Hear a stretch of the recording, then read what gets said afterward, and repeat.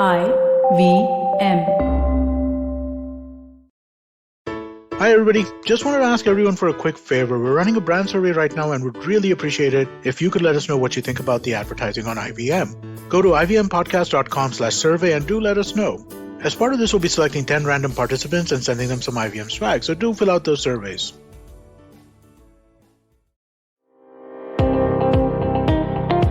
Welcome to All Things Policy, a daily podcast supported by Pragati, a flagship media initiative of the Takshashila Institution.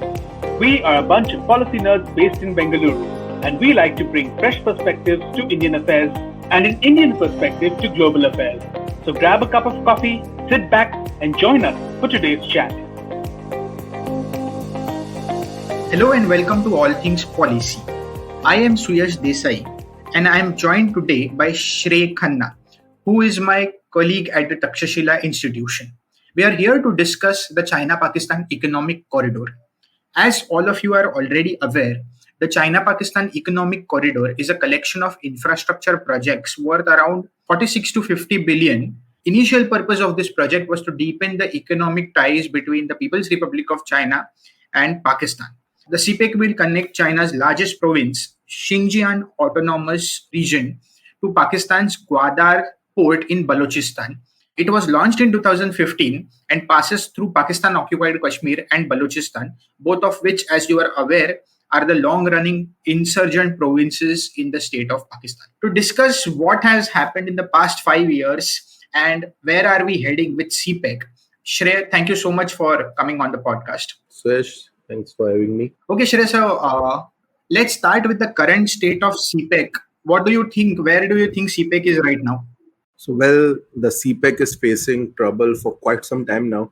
China has remained dissatisfied with the progress on many of the projects. And this came out prominently last month when Pakistani newspaper Dawn, it reported that during a Senate meeting, standing committee meeting, its chairman said that Chinese are crying, quote unquote, as progress has not happened in last 3 years and that the Chinese ambassador has complained to him regarding this. Now, China's problem with the state of Cpec are not unfounded. 2020 CSIS report on Cpec pointed out that only quarter of the 120 odd announced projects have moved towards completion in last 5 years. And most of these projects, they are in Punjab and Sindh, whereas the projects that were conceptualized in Balochistan, Cpec, and Pakistan-occupied Kashmir, they have barely moved forward.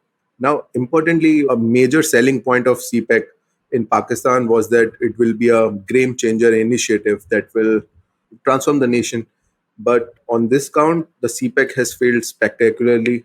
Of the 11 special economic and industrial zones that are currently planned, only one in Gwadar, where a 25-acre modern industrial park has been completed.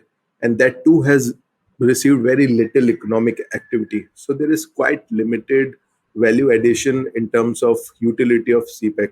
But it is not only China which has problems with the state of Cpec. There is an element of environment degradation as well, because the energy projects, they account for nearly 2/3 of Cpec funding.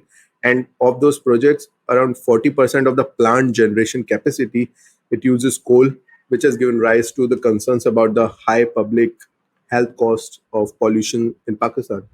Then, as we all know about the debt trap, the infamous debt trap, there are perennial concerns regarding the debt trap put out in Pakistan. Right now, Pakistan owes more than 27% of its external debt to China, which is up from 9% in 2013 when initial talks of Cpec started. And the official figures, they indicate that by the end of this year, Pakistan's total debt servicing liability would go up to $14 to $15 billion. For context, even after the IMF allocation of 2.7 billion and Pakistan's own borrowing through Eurobonds, its forex reserves are around 20 billion. And right now what they're doing is they're taking money through one source to pay off loans to other sources. Now, not only this is unsustainable in the long term, but this sort of activity requires Islamabad to follow dictates, not only from China, but also from its other financiers like Saudi Arabia and UAE, which create problem in its relationship with Iran because these are Iran's regional rivals. And lastly, the most important is the overarching security threat to these projects. There have been successive attacks by Balochistan Liberation Army (BLA) in Gwadar. In 2019, there was siege of BRI-linked hotel in Quetta that went on for more than 24 hours. And now there is an added factor of a resurgent Tehrik-e-Taliban Pakistan, which has launched attack on Chinese workers. Most prominent being the one in July this year on Dasu Hydropower project. Now, Dasu Hydropower project is the largest of the Cpec energy projects, where a Chinese company is building 4,320 megawatt of capacity dam on the Indus River. It is a World Bank backed project located in the Kpec Upper Kohistan area. There are a number of Chinese companies working on the project. China Ganzuba Group company, which is performing civil contracts. Then there is a Civil Engineering Construction Corporation. It is also working, extending the road of Karakoram Highway in the Upper Kohistan area. Then there is Gansu International Corporation. It is also working in making infrastructure related to the project. So this attack that happened in July, soon after this attack, Pakistan's finance minister, he was on a visit to Beijing, and during that visit, he was almost given like an ultimatum to by China to bring the perpetrators to justice. As Wang Yi, he said that this is the biggest terrorist attack suffered by Chinese nationals abroad in the recent times. And work on the project has remained stalled since the attack. And it was reported last week in Business Recorder that China is asking compensation of $38 million from Pakistan for the dead and injured Chinese workers. So it has linked the resumption of work with payment of compensation. And this is very tricky for Pakistan because if Pakistan accepts this compensation demands and there are going to be a likely future incidents, then it will have to again pay the compensation. So it is likely to pay, but amount is not decided. So there is problem regarding that as well. So yeah, there is growing trouble which is brewing between China and Pakistan on more than one issue as far as Cpec is concerned. That's very interesting, Shrey. From what you spoke, I think that it will be completely opening the Pandora's box for Pakistan if they accept the compensation demand. While you were speaking, your thoughts reminded me of the book that I was reading recently. It was Andrew Small's book on China-Pakistan Axis. An interesting anecdote was given about how Cpec was formed and what are the projects that are conceived in which provinces by China. That's one. But very recently, I was also reading a paper that is China's Kashmir policy. And insight from that paper is that China has largely remained away from initiating many projects in Pakistan-occupied Kashmir. And it has, as you have rightly pointed out, focused on Punjab and surrounding provinces for Cpec projects. So that is something that is very interesting that came out of your conversation or your thoughts on Cpec. Quickly moving on to the next question, Shrey. So how do you think Pakistan's domestic politics influences Cpec?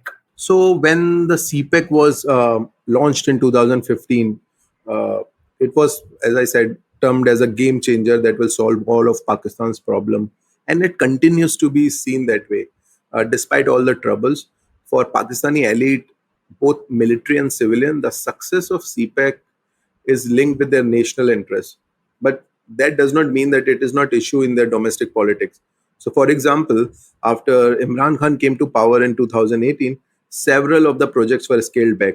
For example, the cost of rail line between Peshawar and Karachi, it was reduced by $2 billion, and $14 billion Diamir Bhasha Dam, it was excluded from the Cpec after Beijing placed conditions that notably the ownership of the project will belong to China.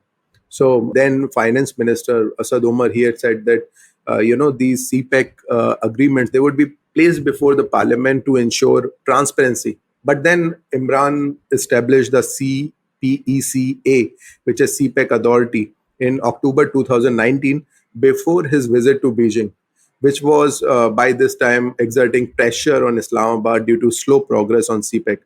And because this reliance on external support is permanent, we see similar reverse course with states like Sri Lanka, and the U-turn President Sirisena took on Colombo Port City project. But coming back to Pakistan, the decision to establish CPECA was vociferously opposed by all opposition parties, including PMLN, under whom the Cpec started. These parties argued that vast powers given to CPECA would undermine parliamentary authority. And then, after coming back from China, Imran Khan appointed retired Lieutenant General Asim Salim Bajwa as chairman of China-Pakistan Economic Corridor. So it was seen as, an act now there's Cpec is under the military's authority and away from civilian control. That appointment was for 4 years. Again, there were round of protests. And in August this year, even General Bajwa was removed before even the completion of 2 years. And a civilian, Khalid Mansoor, was appointed as a special assistant to Prime Minister on CPEC. So Mansoor has vast corporate experience in energy and petrochemical sector, and he has dealt extensively with Chinese companies before. And now for right now, CPECA, it has been kind of shelved. There is no one is chairing it, and it is now likely to become a civilian part of civilian section of the CPEC, unlike the earlier times when General Bajwa was heading it. But even if you discount this opportunistic political opposition, on grassroots, there is palpable anti-China sentiment brewing. So other than the attacks on Chinese consulates and the CPEC projects, there have been several local incidents where Chinese nationals have been shot dead by unidentified men. So because media is largely censored in Pakistan related to army and strategic affairs, so these acts do not get that publicity. And there have been reports of mass protests as well. In fact, in August this year, the Guardian, it reported that fishermen and other local workers, they blocked the roads in Gwadar and largely shut down the city to protest against the Chinese trawlers, which are illegally fishing in the nearby waters. And then, according to these fishermen, that they were taking fish to China. And, if I'm not mistaken, even in the starting and introduction or prologue, he talks about this Red Mosque incident. And if you go back few years, right, it was events in Red Mosque in Islamabad in 2007 that played an instrumental role in the rise of TTP when President Musharraf had cracked down upon the Islamist militants who had kidnapped Chinese nationals due to their alleged immoral acts of running massage parlors. So this anti-China sentiment, it also runs quite deep and affects both domestic politics and security situation as far as this rise in terrorism in Pakistan is concerned. Thanks, Shrey. It was really insightful. Before we move on to our next question, I would like to take a small ad break. We'll return in no time. Thanks. Artificial intelligence, what is that? It sure sounds like science fiction, but it's very much a part of our world today. But most of us lack understanding and a means to use AI to our advantage. Luckily though, Intel's Digital Readiness Program empowers everyone with skill sets, mindsets, and tool sets to use in an AI-fueled world, so you don't end up like me. The Intel AI for Youth program is an initiative that guides today's youth to an understanding of AI, how it is designed, and why it's important today. Intel's been working with the CBSE, Ministry of Education, and the Government of India to empower today's youth to build social impact solutions while demystifying what AI is. How do you take advantage of this? Purchase an Intel Core-powered PC and you get free access to 80+ hours of immersive and hands-on training about AI. On completion of the program, along with a certificate, you get access to AI toolsets to try put what you learn to good use. Log on to futurebanaowonderful.intel.com. Future Banao Wonderful by bringing home an Intel-powered PC. Hi, welcome back. the Red Mosque, as you have rightly pointed out in Andrew Small's book, as you have rightly highlighted, which Andrew Small has mentioned in his book, clearly was a tipping point in the China-Pakistan relations from when everything started going down, relatively downwards. Since you have already highlighted a lot of troubles that have been brewing in the relations between China and Pakistan, my next question to you is whether the relationship or the alliance is really deeper than ocean, higher than mountain, sweeter than honey, and so on, as they claim. What can you tell us about the broader China-Pakistan alliance in the region, considering all these factors that you have already accounted for in your analysis? So, yeah, it's an accepted fact, that China-Pakistan axis, it stems from their rivalry with India. New Delhi is the primary and existential threat for Islamabad, whereas for Beijing, it's a secondary threat. So this alliance works to contain India in South Asia and increases costs for New Delhi to emerge as a great maritime power in the Indo-Pacific. So as far as that strategic alliance against India is concerned, it remains, like you said, deeper than ocean and higher than mountains and all that diplomatic jargon. And interestingly, the roots of Cpec, they grow from the development of Karakoram Highway by China. Only after the highway became operational in 1980s that did the Sino-Pak Entente gain strategic value in the South Asian balance. In fact, it was through this KKH Karakoram Highway that covert Chinese nuclear assistance to Pakistan materialized. Also, the transport of delivery system for Islamabad's nuclear devices as well as missile components, KKH played an important role. And if you focus on Gwadar, then we see growing militarization.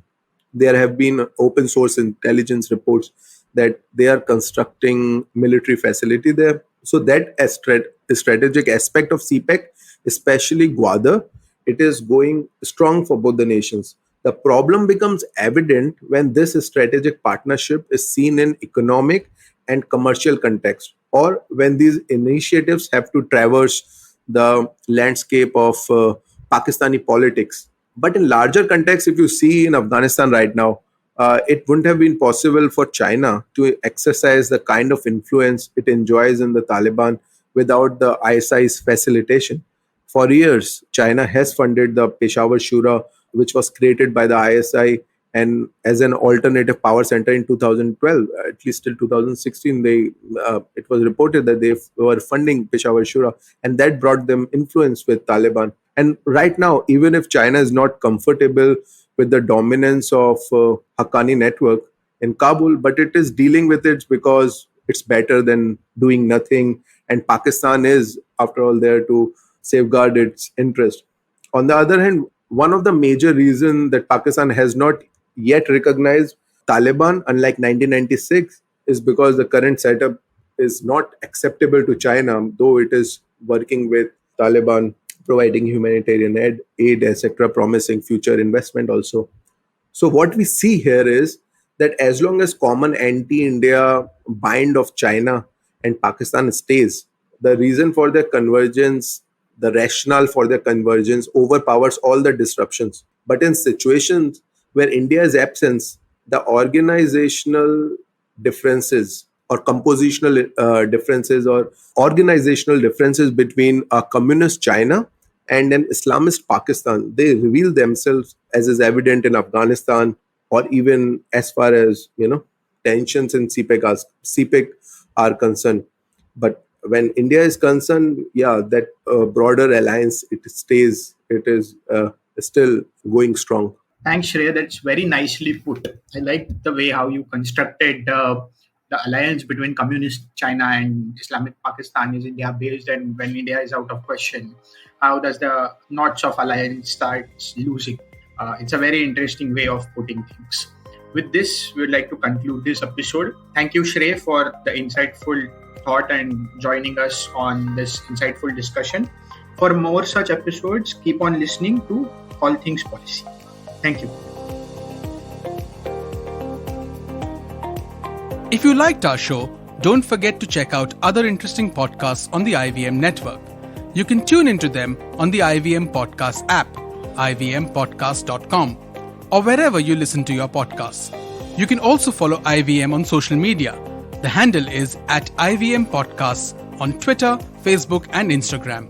And hey, if you'd like to dive into Takshashila's research on technology, strategy, and economic affairs, check us out at our Twitter handle @TakshashilaINST or our website takshashila.org.in. Hey everybody, it's been a great week on the IBM Podcast Network. On the Storytellers and Storysellers podcast, Vineet talks to the youngest gaming creator, Ujjwal Chaurasia. He shares his content strategy and how he went from his first 1,000 subscribers to 20 million on YouTube. On Simplify, Shreyket is back after 2 years in Kuala Lumpur. The gang ask him about the differences between the two countries, work-wise, culture-wise, and infrastructure-wise. On the Edges and Sledges Cricket podcast, Varun, DJ, and Ashwin discuss CSK winning its 4th IPL title, the beginning of the T20 World Cup, and India's squad. Monica Halan has a new book, Let's Talk Money. You've worked hard for it, now make it work for you. She joins Anupam on Pesa Vesa and they discuss the ins and outs of the book. And on All Things Policy, Aditya Parikh talks to Serbian journalist and geopolitical analyst Nikola Mikovic about the impending hostilities between Serbia and Kosovo. Do follow us on social media. We're IVM Podcast on Twitter, Facebook, Instagram, and LinkedIn. And remember, if you're enjoying this show or any of other shows for that matter, please do tell a friend. And finally, we'd like to thank our sponsors this week, Cred, Bank of Baroda, Quarter, CoinSwitch, Kuber, Slay Coffee, Intel, Kotak Mahindra Bank, and Oxfam India. Thank you so much for making this possible. Given the unprecedented times our nation is going through, where positive is now a dreaded word, Smile India gets you delightful news from across the country about people and places that continue to spread the much-needed hope and positive vibes. I am Shifa Maitra, and you can hear Smile India with me every Thursday on the IVM app, website, or wherever you get your podcasts from. Oh, and did I tell you Smile India is available in both English and Hindi.